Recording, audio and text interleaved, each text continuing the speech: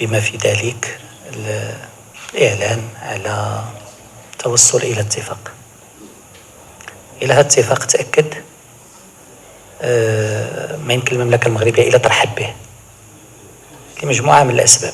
السبب الأول والأساسي هو أنه كينسجم مع ما عبر عنه جلالة الملك محمد السادس نصره الله رئيس لجنة القدس في مجموعة من الخطابات منذ اندلاع الأزمة على أن الضروري والمستعجل هو وقف لإطلاق النار.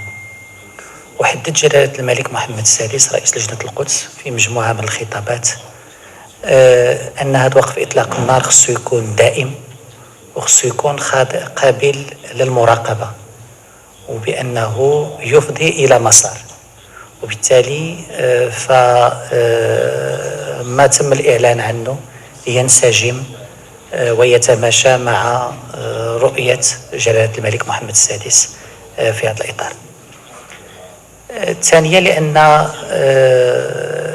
هذا الاتفاق سيفضي إلى وقف التقتيل، وقف الاعتداء على الفلسطينيين، وقف الدمار وحفظ الأرواح، وهذا أساسي. ثالثا لأن هذا الاتفاق بحال اللي كان أكد على ذلك جلالة الملك محمد السادس رئيس لجنة القدس قد يسمح بتدفق أكبر للمساعدات الإنسانية، وما أحوج الفلسطينيين إلى هذه المساعدات الإنسانية لتدخل بانسيابية أكبر.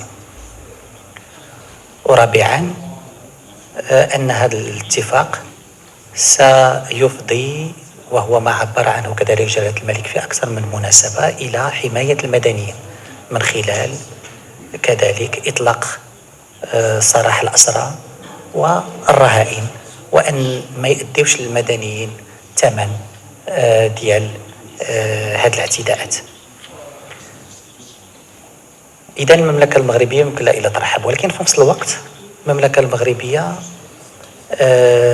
بقيادة جلالة الملك رئيس لجنة القدس ما يمكن لها إلا أولا تتمنى بأن هذا الاتفاق يدخل حيز التنفيذ ويتم احترامه من طرف كل الأطراف.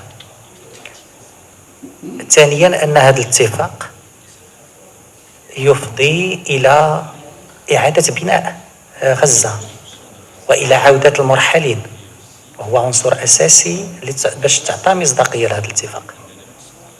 ثالثا أن هذا الاتفاق يفضي إلى فتح مسار سياسي لإقامة سلام دائم وشامل في الشرق الأوسط. جلالة الملك محمد السادس أكد أكثر من مرة بأن خصنا نخرجوا من منطقة تدبير الأزمات في الشرق الأوسط، ماشي دابا وقف إطلاق النار غننهيو بها أزمة ونتسناو تجي المقبلة.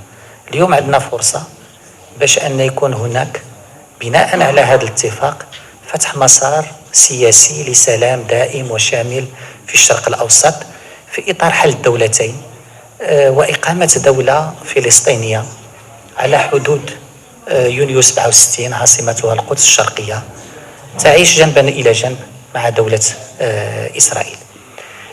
إذا كان هذا الاتفاق سيفضي إلى هذا المسار غنكون خرجنا من منطق تدبير الأزمة إلى منطق استغلال الفرصة الجديدة لوضع أسس لسلام إقليمي فيه الحقوق المشروعة للشعب الفلسطيني، ولكن فيه كذلك أخذ بعين الاعتبار مصالح الدول المجاورة كلها واللي عانت كذلك بشكل مباشر من الأزمة الأخيرة.